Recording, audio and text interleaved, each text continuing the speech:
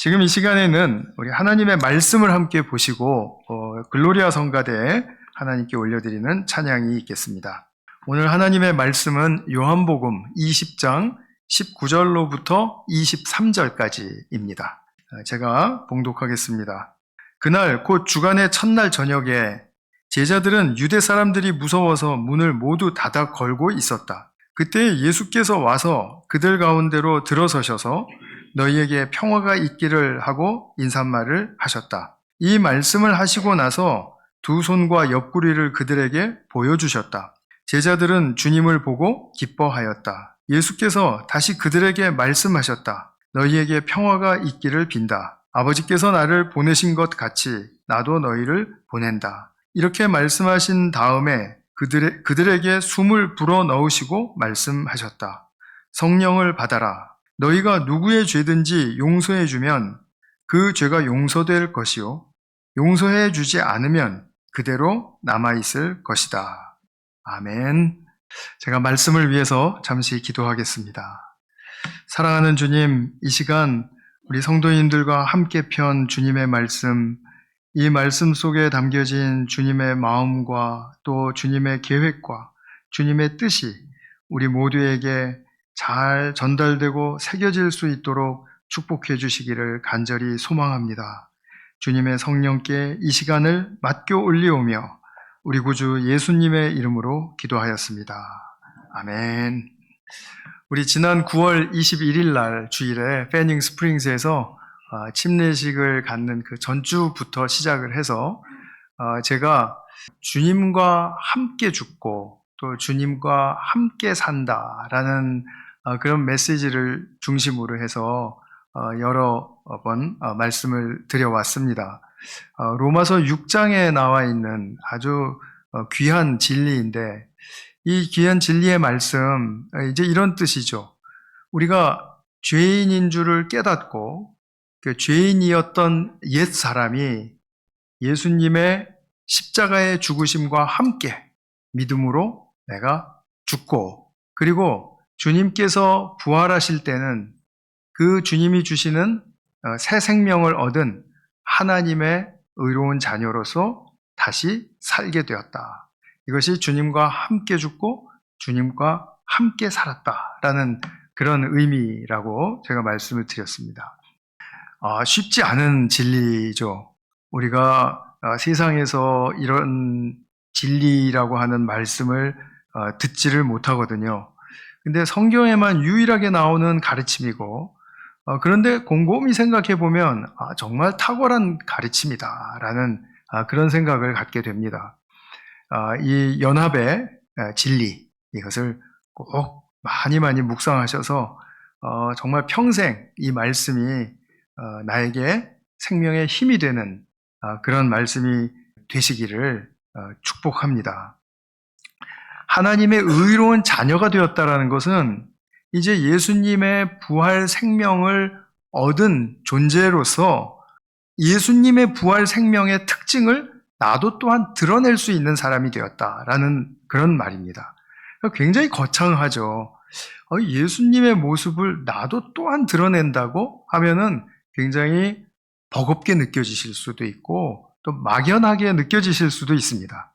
그런데 이것은 우리가 하나하나씩 배워가는 것이지 갑자기 어느 날 탁 돼버리는 게 아니거든요. 그래서 우리가 인생을 살아가면서 하루하루를 주님을 묵상하며 주님과 함께 동행하며 나아갈 때 주님께서 보여주시는 주님의 모습을 나도 또한 오늘 이것 하나 배우고 닮아가겠다라는 그런 결단을 가지신다면 그것은 정말 주님께서 아름답게 여기실 그런 삶의 여정이 아닌가 그렇게 생각이 됩니다. 오늘 본문을 보시면 예수님이 제자들에게 나타나셔서 예수님의 어떤 모습을 보여주셨어요. 그리고 또 예수님이 말씀하셔서 그 말씀을 들은 제자들이 예수님이 이런 분이시고 또 예수님이 이런 말씀을 하셨기 때문에 우리도 이렇게 살아야 되겠구나 라는 것을 이제 분명히 배웠을 것입니다. 근데 그런 부분이 과연 오늘 본문에서 어떤 내용 또 주제를 가지고 나타났는지 이제 그 부분을 오늘 좀 살펴보도록 하겠습니다. 19절 첫 마디가 그날 하고 그 특정의 날을 딱 짚어서 이제 상기시킵니다. 그날은 곧 주간의 첫날 저녁이다 라고 이렇게 이야기를 했습니다. 주간의 첫날이면 무슨 요일인가요? 일요일이라고 생각하시는 분, 월요일이라고 생각하시는 분이 그럼 그 다음입니까? 네. 아니면 뭐 화요일이라고 생각하시는 분은 없겠죠. 주간의 첫날이라는 것은 안식 후 첫날, 유대인들에게 있어서 안식일은 금요일 저녁부터 토요일 저녁까지예요. 그러니까 주로 안식일은 토요일에 해당합니다. 그리고 주간의 첫날, 안식 후 첫날이라고 한다면 그러면 그날은 우리 달력으로는 일요일, 오늘에 해당합니다. 주님이 오늘 일요일 오전에 무덤을 비우셨어요. 그리고 부활하셨다라는 것입니다. 그 부활하신 주님이 어디를 가셨는가 아무도 몰랐는데 나중에 보니까 그날 저녁에 제자들을 찾아오신 겁니다. 그래서 지금 이 장면은 부활하신 후에 제자들에게 처음으로 당신을 나타내신 그 시간을 이제 배경으로 합니다. 우리가 교회에서는 그래서 이 날, 주의 날이라고 하는 이 날을 이제 우리 함께 모여서 예배드리는 날로 정합시다 하고 교회가 약속을 했습니다. 그렇기 때문에 주일날 우리 성도님들이 교회에 와서 예배드리고 이렇게 하시는 것은 성경의 명령이 아니고 우리 교회의 약속을 신실하게 잘 지키시는 모습입니다. 그것을 좀 아시면은 좋을 것 같아요. 왜냐하면 안식일은 하나님이 명령하신 날이에요. 그러나 주일은 성경 어디에도 하나님이 이날 예배를 드려라 라고 명령하시지 않았습니다. 왜냐하면 초대교회는 매일 예배를 드렸거든요. 매일 예배드리고 매일 친교했습니다. 그런데 이제 점점 더 교회가 불어나고 그 다음에 또 제도화되고 또 그렇게 되니까 다 이제 매일매일 모이기가 힘들잖아요. 그래서 교회가 우리 주일만큼은 꼭 이것을 정하고 예배를 드립시다. 이렇게 결정을 한 것입니다. 어쨌든 우리가 이제 이 날을 우리도 소중히 여기면서 지내고 있는데 사실 이 주일의 첫날이었던 이날 이 제자들은 너무 무서워서 벌벌 떨면서 문을 닫아 걸고 그리고 안에 숨어 있었습니다. 왜 무서웠을까요? 그들이 따르던 스승이었던 예수님이 신성 모독자로서 낙인이 찍혀서 그래서 이제 유대교 권력 집단에 의해서 처형을 당했거든요. 물론 로마 군대가 처형했지만 사실은 그 뒤에 유대 지도자들과 권력 집단의 그 많은 음모와 그 사주가 있었죠. 그래서 죽게 되었습니다. 그랬더니 그래서 이들은 이제 우리 스승을 죽였으니 우리는 그때 도망가 있는 바람에 안 잡혔지만 이제는 우리가 잡힐 차례로구나 하고 당연히 생각을 했을 것입니다. 그러니 이 사람들은 무서웠겠죠. 더군다나 분명히 스승을 무덤에 모셨는데 오늘 아침에 마리아와 또 제자들이 가서 보니까 무덤이 비어 있는 겁니다. 그래서 시신이 어디로 갔나 지금 굉장히 의아해하던 참이었었어요. 이것을 또 그들이 이 제자들이 또 농간을 부리는구나. 이 예수의 시체를 어디다가 치웠어 하고 추궁하면 자기들은 꼼짝없이 당할 수밖에 없는 또 그런 상황이 돼버린 거거든요. 그러니까 심리적으로도 아주 매우 불안했을 것입니다. 공포의 순간을 이제 맞이하고 있던 이 제자들에게 예수님이 나타나신 것입니다. 그런데 얘들아, 걸어 잠근 그 문 좀 열어주고 날 좀 들여보내줘 이렇게 하시지 않고 그냥 쑥 들어오셨습니다. 여기 열어달라라는 말씀 없고, 그죠? 그렇게 들어오셨어요. 분명히 눈에 보이는 예수님이신데 문을 뚫고 들어오시니 얼마나 더 놀랐겠어요. 그런데 이 사건은 지금 무엇을 보여주냐 하면 아주 중요한 그 예수님의 부활의 몸을 보여주고 설명해주는 구절입니다. 고린도전서 15장을 보면 사도 바울이 이제 사람들에게서 이 부활에 대해서 많은 질문을 하고 또 질문을 받고 그렇게 있었던 그런 상황을 이제 이야기를 해요. 그래서 보면 죽은 사람이 어떻게 살아나며 그들이 어떤 몸을 가지고 옵니까? 하고 이제 묻는 사람들이 있었다라는 겁니다. 거기에 대해서 사도 바울이 이제 쭉 설명을 해주는데 그것을 제가 아주 줄여서 말씀을 드리면 40절에, 그러니까 고린도전서 15장 40절입니다. 하늘에 속한 몸도 있고 땅에 속한 몸도 있습니다. 이렇게 두 몸을 이야기합니다. 땅에 속한 몸이라는 것은 지금 우리 이 시간 가지고 있는 육신의 몸이에요. 그런데 우리가 또 가질 하늘에 속한 몸도 있다라는 것입니다. 그러면서 42절, 44절로 이렇게 넘어가면 죽은 사람들의 부활도 이와 같습니다. 자연적인 몸, 이것은 이제 우리 육신의 몸이 있으면 신령한 몸, 앞서 얘기한 하늘에 속한 몸도 있습니다. 이렇게 이야기를 합니다. 그러니까 우리는 살아생전에는 육신의 몸을 가지고 살지만 죽고 나서 또 주님 다시 오실 때 우리도 부활을 하게 되면 그럼 우리는 내 몸이긴 한데 그 몸이 육신의 몸이 아니라 하늘에 속한 몸, 신령한 몸, 영어로는 spiritual body라고 이야기를 합니다. 이 spiritual body를 가지게 될 것이다 라고 이렇게 이야기를 하는 거예요. 근데 이 spiritual body, 신령한 몸을 가지신 예수님이 그 제자들 앞에 딱 나타나신 겁니다. 그러니까 제자들은 이제 더 확실히 알 수 있었겠죠.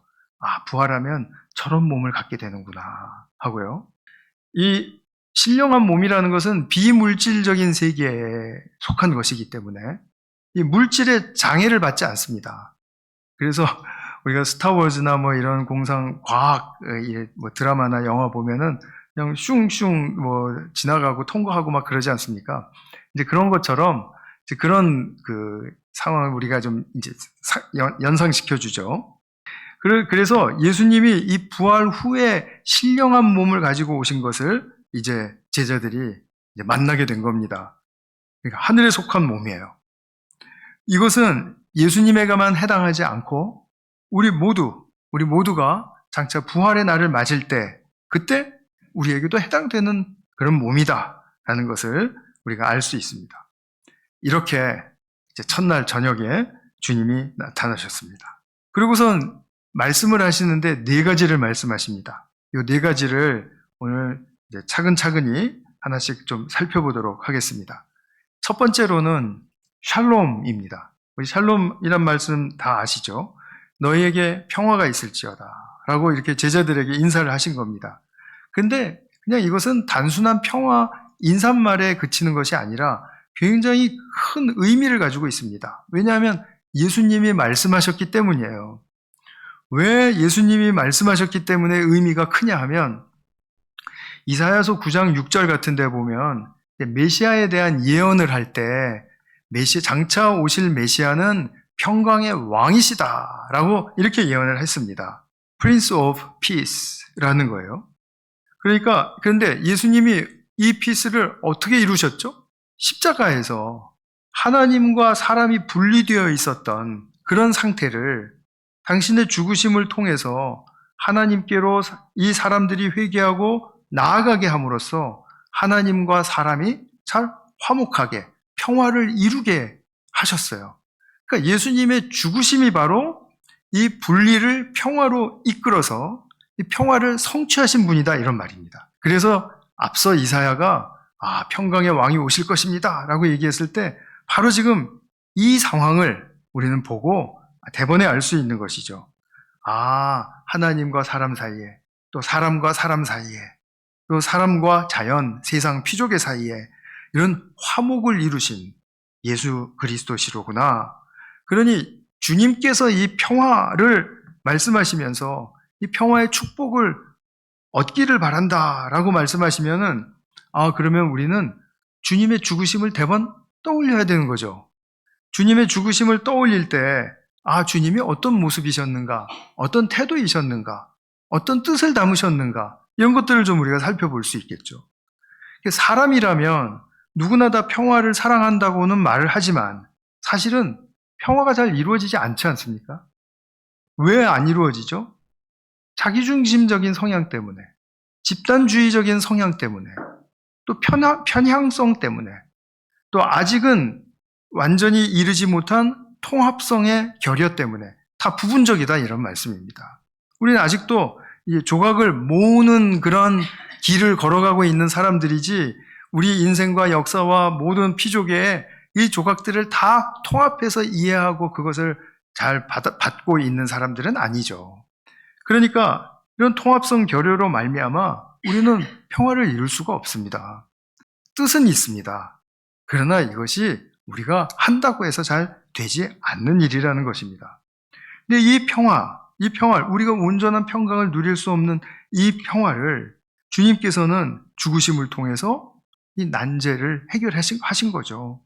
그래서 모든 것이 주님의 죽으심 안에서 하나가 되도록. 그래서 먼저 그 죽으심을 인정하고 받아들이고 회개하고 들어오는 사람들부터 이 평화를 누리게 하시는 겁니다. 그렇기 때문에 우리 이 크리스찬으로서 살아간다라고 하는 것은 주님이 이루신 이 평화의 성취를 우리도 부분적으로나마 알아가고 누리고 또 그것을 또 전하고 하는 그런 삶을 살도록 부르심을 받는 것이죠.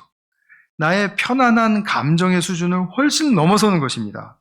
그래서 이 평화를 예수님 안에서 우리가 분명하게 찾을 수 있다라는 것입니다. 평강의 왕이세요. 자, 두 번째, 이 평화의 인사를 전하신 후에 주님이 난데없이 두 손에 그 못자국과 옆구리의 창자국을 보여주셨습니다. 제자들에게 이제 보여주신 겁니다. 이거 십자가에서 얻은 이제 상처지 않습니까? 부활 후에 신령한 몸을 입으셨는데 못자국이 있고 창자국이 있어요. 그러면 이제 이런 사실을 또 비약을 해서 다리가 부러진 채로 죽었으면 신령한 몸을 입었을 때도 다리가 부러진 채로 신령한 몸을 입습니까? 뭐 이렇게 물어보시는 분들이 당연히 있을 수 있을 겁니다. 저도 예전에 그랬었거든요. 그런데 사실 이것은 그런 차원의 이야기가 아닙니다. 지금 여기서 예수님이 못자국과 창자국을 보여주신 이유는 내가 모든 고난을 통해서 이 구원의 성취를 이룬 메시아이다. 고난을 통해서 성취한 메시아이다. 라는 것을 그 정체성을 보여주고 싶으셨기 때문입니다. 그러니까 예수님은 옛날 일 나 다 잊어버렸어. 이거 뭐 상처도 아니야 이제. 이런 식이 아니라 상처는 남아있어요. 아픈 일은 아픈 일이고 고통은 고통이에요. 그런데 아픔과 고통을 통해서 버티고 인내하고 주님을 계속 찾고 아버지께로 나아가니까 결국 죽었지만 그 죽음 속에서 놀라운 하나님의 일들이 성취가 되더라는 거죠. 이 성취가 된 이 수준, 이 차원에서 우리는 다시 예수님의 메시아 되심을 바라볼 수 있는 거죠. 주님은 그냥 메시아가 되시는 게 아니라 고난을 통해서 죽으심을 통해서 바로 메시아가 되신 분이다 라는 것을 우리는 확실하게 확지할 수 있는 것입니다. 히브리서 5장 8절에서 9절까지 말씀을 보면 제가 읽어드릴게요. 우리 스크린에는 이제 아주 제가 짧게 줄여놨습니다.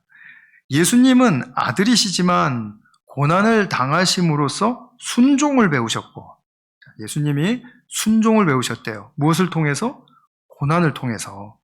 그래서 순종을 배우셨는데 잘 배우신 거예요. 그리고 그 순종을 잘 실천하신 겁니다. 그래서 순종으로 완전하게 되신 후에, 그러니까 완벽한 순종의 사람이 되신 후에 이런 말이죠. 자기에게 순종하는 모든 사람, 오늘날 우리까지 포함해서 모든 크리스찬들에게 영원한 구원의 근원이 되셨다라고 말씀을 합니다. 자, 이 말씀은 우리에게 가르쳐주는 바가 굉장히 구체적이고 큰 말씀입니다. 순종을 배우셨고 완벽한 순종의 사람이 되셨다라는 것은 우리들에게도 그런 순종의 길을 따라올 이유와 목적이 있다라는 것을 시사하는 말씀입니다. 그렇기 때문에 주님이 다 이루셨으니까 나는 주님이 이루신 것에 그냥 얹혀가는 존재가 아니라 나도 내 인생을 통해서 고난을 통해서 아버지를 향한 순종을 배우고 그 순종의 그 한 걸음 한 걸음을 터득해 가면서 주님께 가까이 나아갈 때마다 한 단계 한 단계씩 더 들어갈 때마다 주님이 내게 보여주시는 그 새 생명의 차원, 생명의 축복, 이것이 진짜 영광스러운 것이로구나. 나는 바르게 하나님이 목적하신 그 선하고 아름다운 그 생명의 완성을 향해서 내가 이렇게 가는 것이로구나 하고 확신할 수 있는.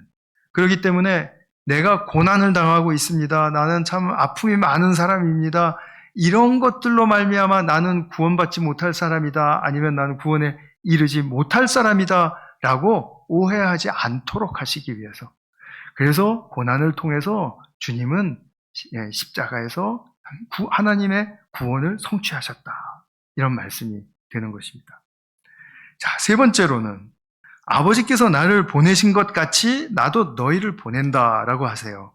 자, 예수님이 아버지께로부터 보내심을 받았습니다. 이게 요한복음 아주 초반부터 나오는 말씀이죠. 이제 제자들은 예수님으로부터 또 보내심을 받습니다. 보내심을 받고 또 보내시고 또 제자들은 보내심을 받고 또 이제 그 보내져서 또 행해야 할 일들이 있는 거죠. 예수님이 왜 아버지의 보내심을 받았습니까? 하나님의 목적이 분명히 이유가 있지 않았겠어요. 근데 그것은 창조 때 아버지께서 품으셨던 그 선하고 참된 목적이 있습니다. 그것은 바로 아버지의 선이 또 아버지의 사랑이 이 땅에 완벽하게 정말 꽃 피우는 것이고 열매 맺는 것입니다. 그런데 이 아버지의 선하심과 사랑을 꽃 피우도록 부르심을 받았던 최초의 사람 아담과 하와는 실패해버렸죠.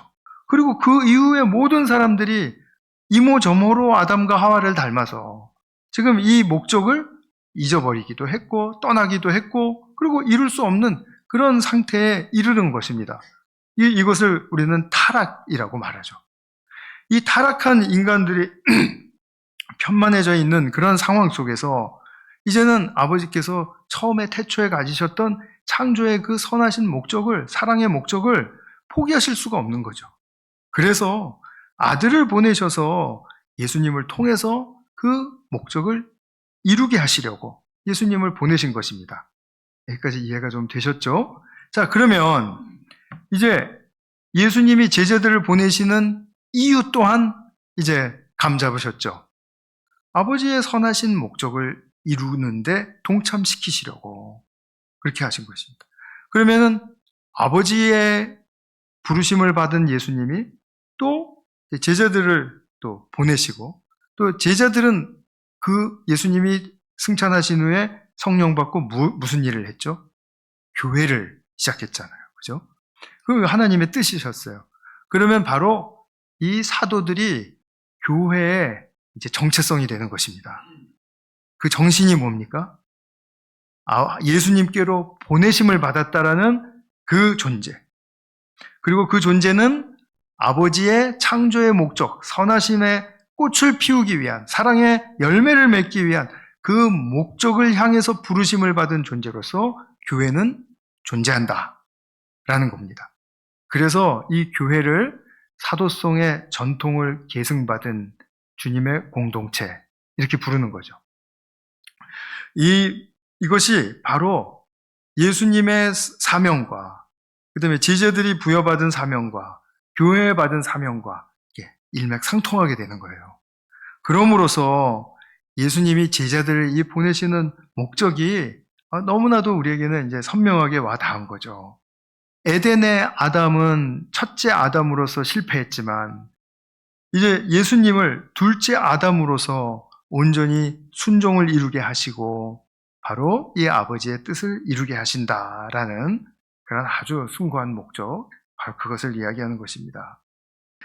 교회에서 이것을 결코 놓아서는 안 되겠죠. 그렇기 때문에 우리의 모든 행사와 모든 관계와 모든 사역에 있어서 선하고 아름다운 열매를 맺기에 참 우리가 매진해야 되는데 아직도 사실은 우리는 죄인의 그 많은 한계를 가지고 있기 때문에 그것이 잘 되지 않죠. 그래서 돌아보면 잘하는 일이 하나도 없구나 라는 것을 우리 스스로도 발견하게 하죠. 그러나 아버지는 우리가 잘못한다라고만 우리를 내치시는 그런 분이 아니시라는 것, 그 안에서도 또 아버지는 우리를 부르셔서 예수님이 이루신 그 소명을 보여주시고 또 사도들이 또 행한 그 일들을 또 보여주시고 그래서 우리도 또한 아버지의 뜻을 따라 아버지의 목적을 이루는 삶으로 나아가게 한다는 그런 전천후의 인생의 여정을 우리에게 허락해 주셨다라는 것을 우리는 잊지 않으셔야 되겠습니다. 그 다음에 이제 네 번째 말씀인데 성령을 받아라 이렇게 말씀을 하세요.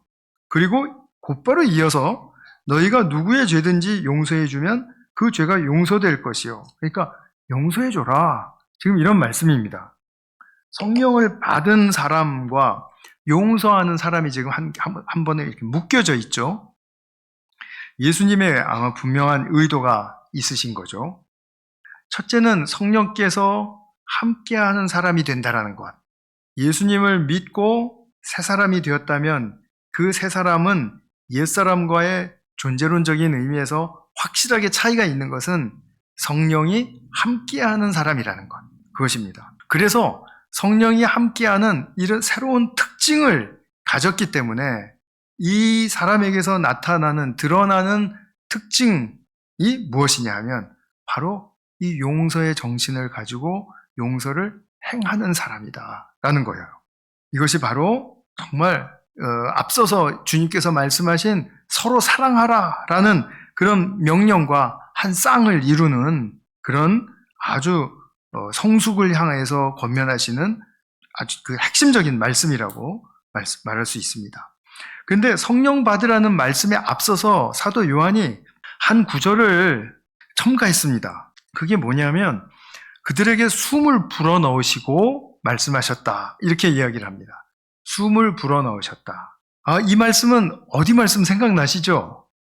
창세기 2장에 보면 하나님께서 사람을 창조하실 때 그 코에 생기를 불어넣으시고 생명을 불어넣으시고 뭐 번역마다 약간 차이는 있습니다만 바로 우리 인간의 우리가 숨쉬는 기관이 이제 코니까 이제 코에다가 생명의 기운을 불어넣으셨다라는 그것을 사도 요한이 상기하고 그리고 예수님께서 지금 새 사람으로서의 생명의 기운을 불어넣어 주시는 그 아주 중요한 그 사건을 지금 이 순간에 담아낸 것입니다. 성령을 받으라 하는 그 말씀 직전으로요. 그래서 이 예수님이 바로 새 창조의 주인이시라는 것을 지금 증거하는 것입니다. 예수님은 바로 재창조라고들 이제 또 많이 얘기하는데 그러면 약간 좀 해석이 애매해질 때가 많습니다. 그래서 재창조라는 말 대신에 새 창조라는 말이 훨씬 더 어울리니까 그렇게 이제 단어를 좀 재창조라는 말에 익숙해지신 분들은 그걸 좀 약간 살짝 수정하셨으면 좋겠다라는 바람을 갖습니다. 재창조 그러면 그냥 다시 창조하는 거지만 새 창조하면은 새로운 차원의 첫 창조하는 새로운 차원의 창조이니까 이제 제가 이런 말씀을 드리는 것입니다.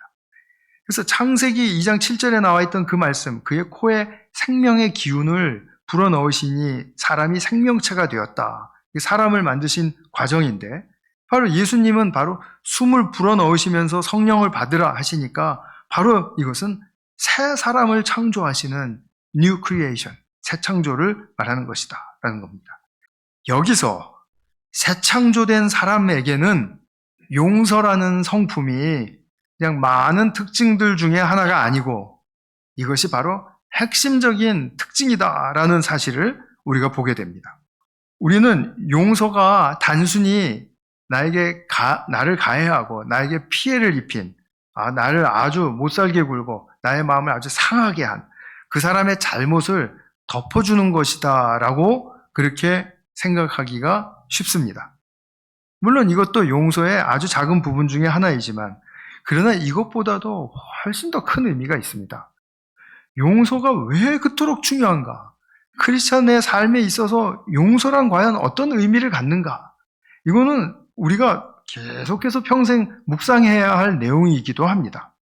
그 중에서 제가 세 가지만 좀 추려서 말씀을 간단하게 드리도록 할게요. 첫 번째는 내가 피해를 입고 가해를 입고 상처와 아픔이 남아 있어도 그러면 그 상처와 아픔이 남으면 우리는 그 가해자에 대해서 어떤 감정을 갖게 되나요? 참 미움이 생기고, 그 다음에 또 적개심이 생기고, 그렇죠? 꼴도 보기 싫고 그렇게 되지 않습니까? 그런데 그런 미움과 적개심에 내가 머물지 않겠다라는 의지의 표현이 바로 이 용서입니다. 그가 나를 상처를 줬지만, 나를 아프게 했지만, 그래서 내가 무척 섭섭하고 나는 그를 다시 보고 싶지 않은 마음이 있지만, 그러나 내가 미움과 적개심을 가질 때 나는 과연 어떠한 수준의 존재인가를 자기 스스로 알 수가 있을 거예요. 그렇기 때문에 나의 감정이 어떠하더라도 나는 이 순간에 주님의 목적을 향해서 내가 부르심을 받은 그것을 상기하면서, 아, 나는 주님의 선하심을 선택하겠다. 주님의 사랑을 선택하겠다. 이런 성숙한 결단을 하게 하는 태도가 바로 용서라는 것입니다. 그래서 용서는 저절로 되는 어떤 감정의 문제가 아니라, 저절로 풀리는 어떤 감성의 문제가 아니라, 이건 의지입니다. 의지.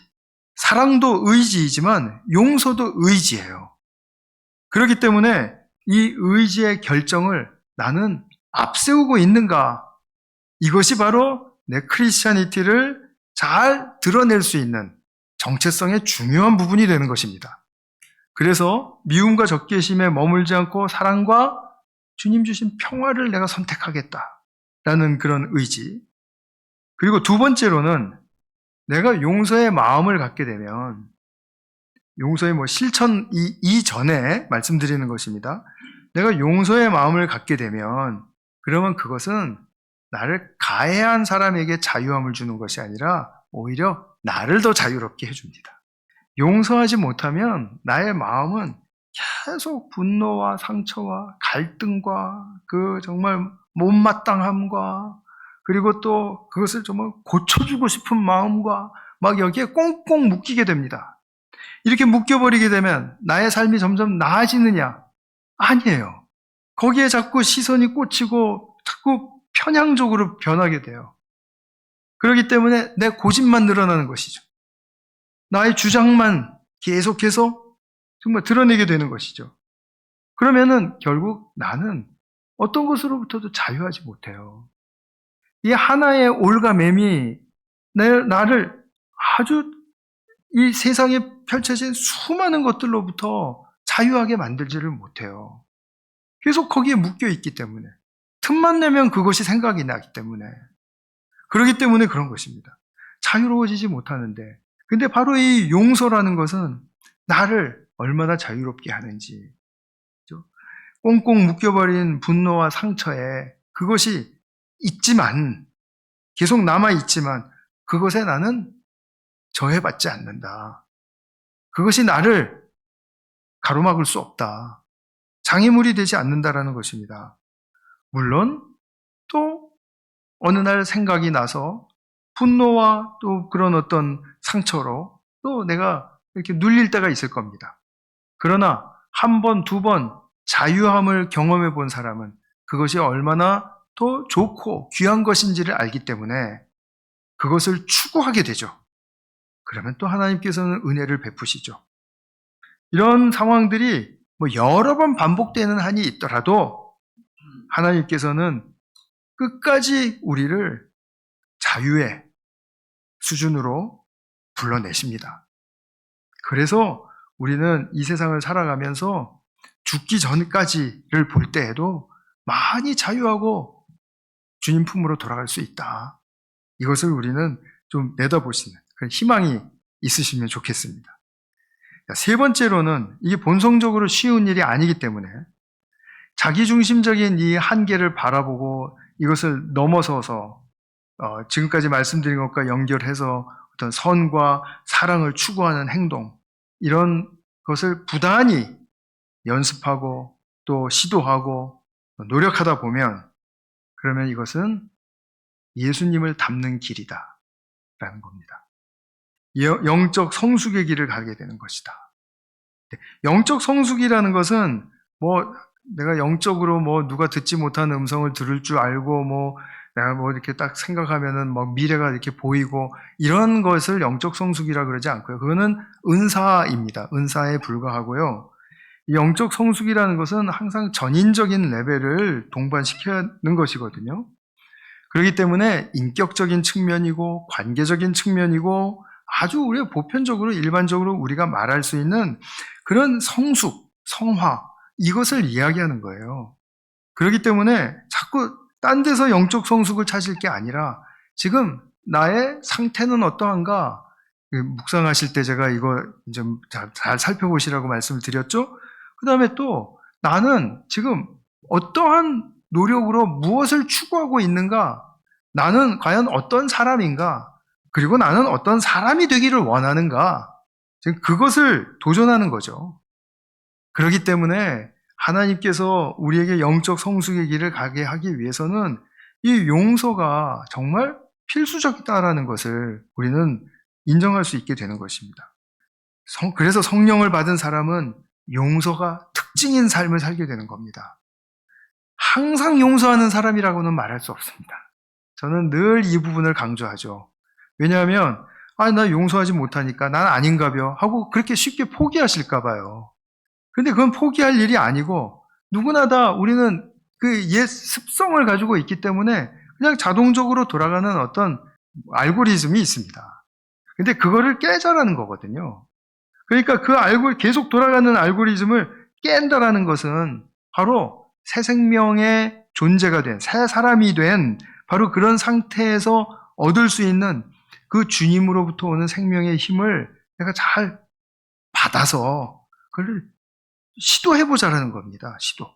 그래서 우리가 정말 이 용서의 사람으로 성숙해져 간다라는 것은 굉장한 축복인 것입니다. 이거는 이루 말할 수 없는 축복입니다. 이것을 곰곰이 생각해 보시면은 갑자기 예수님이란 분이 우리랑 똑같은 삶의 조건 속에서 이런 삶을 먼저 사셨네? 먼저 보여주셨네? 이것이 정말 나에게 흑백 TV 보다가 칼라 TV 보면 이렇게 선명하게 오는 것처럼 그렇게 확 다가오실 수 있습니다. 예수님은 그러셨네? 그러면 그 예수님을 잊지 못합니다. 계속 우리는 그 예수님을 사모하게 되고 예수님을 따라하게 됩니다. 이것이 바로 성령으로 거듭나고 성령이 함께 하시는 새 사람의 아주 우리가 예전에는 예측할 수 없었던, 생각할 수 없었던 그런 새로운 모습입니다. 특징이고요. 우리를 그토록 사랑하신 예수님이 우리 삶에 정말 앞서가신 귀감이 되시는구나, 본이 되시는구나 이것을 깨닫고 확신하고 그것을 경험할 때 예수님을 만난 이 축복이 아니었으면 내 인생 어떻게 갈 뻔했나? 옛 모습 그대로 그냥 연장 하면서 그냥 힘들게 힘겹게 살아갔겠구나 하는 것을 아실 수가 있을 거예요. 근데 우리는 그런 삶으로 연장 되면서 살지 않거든요. 완전히 옛사람을 끊어버리는 순간이 있었거든요. 바로 예수님께서 숨을 내쉬면서 성령을 받아라. 그리고 용서하라. 라고 하시는 말씀이 내게 정말 선명한 그림처럼 앞에 딱 나타난 그런 경험과 같이 그런 경험과 같이 우리는 예수님을 선명하게 만나게 됩니다. 이것은 누구에게 차별 있게 보여주시는 예수님이 아니고 우리 모두에게 구하고 찾고 두드리는 사람에게 예수님께서 보여주시는 당신의 모습이세요. 그리고 예수님은 당신의 이런 모습을 우리 모두에게 나타내 보여주시기를 너무나도 염원하고 계시고 그리고 그것을 사모하시는 분이십니다. 그렇기 때문에 우리는 예수님을 만나고 알게 되는 축복을 나의 노력이 아니라 예수님의 그러한 사랑하심으로 가능해졌다라는 것을 또한 알 수가 있게 되는 거죠. 삶의 모든 여정 속에서 우리가 이제 한 걸음 한 걸음 걸어가지 않습니까? 한 걸음 걸어갔을 때 새 생명 주시고 또 새 삶을 살게 하시는 이 예수님의 축복이 더 깊이 발견이 되고 더 깊이 누려지는 그런 우리 귀한 성도님들 되시기를 주님의 이름으로 축원합니다. 기도하겠습니다.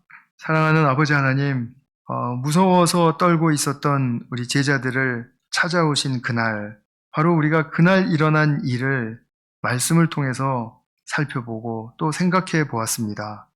예수님께서 우리에게 평화를 주시고 또 우리에게 손의 못자국과 옆구리의 창자국을 보여주시며 우리를 주님께서 원하시는 곳으로 보내신다고 그렇게 말씀을 하십니다. 또 무엇보다도 우리가 성령을 받은 새 사람으로서 용서하는 삶을 살 수 있다라면, 용서의 정신을 가지고 용서의 정신을 구현할 수 있는 삶을 살 수 있다라는 그 놀라운 삶의 수준을 보여주신 것은 바로 예수님이 아니시면 그 누구도 할 수 없는 그런 일이었을 것입니다. 사랑하는 주님, 우리 모두에게 크신 자비를 베푸시고 또 우리를 사랑하시는 그 주님의 사랑의 마음과 모습을 우리 모든 성도님들에게 활짝 열어 보여주셔서 정말 주님이 아니었으면 큰일 났을 뻔한 그런 내 인생이었구나 하며 주님을 더욱더 사모하고 주님 보기를 더욱더 염원하고 주님에 대한 더 큰 열정을 가지고 나아갈 수 있는, 그래서 이 세상의 그 어떤 것도 나의 이러한 삶을 방해할 수 없는 그런 주님을 향한 올곧은 삶으로 나아갈 수 있는 그런 우리 성도님들 되게 하여 주시옵소서. 주님께서 오늘 이 시간에도 함께 하여 주신 은혜를 감사드리고 우리 구주 예수님의 이름으로 기도하였습니다. 아멘.